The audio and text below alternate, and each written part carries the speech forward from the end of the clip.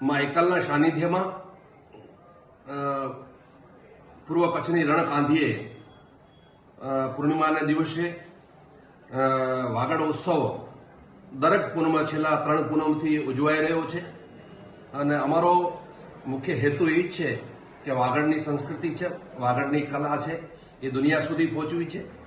સાથે સાથે અહીંયાના જો સ્થાનિક કલાકારો છે એ કલાકારોની જો કલા છે અહીંયા રજૂ થવી જોઈએ. અને મારો મુખ્ય લક્ષ્ય એ છે કે પશ્ચિમ કચ્છની અંદર ઘણા બધા રણોત્સવ થાય છે, પણ સાથે સાથે પૂર્વ કચ્છમાં પણ થવો જોઈએ. તો એ હેતુથી અમે અહીંયા આ વાગડ ઉત્સવ કરી રહ્યા છીએ. અને આપણે માધ્યમથી હું સર્વે ધર્મ્ય જનતાને હાર્દિક આમંત્રણ પાઠવું છું કે આપ સૌ આપણી વાગડ સંસ્કૃતિનો નિહાળવા પધારો. ખાસ કરીને બાપુ વાગડ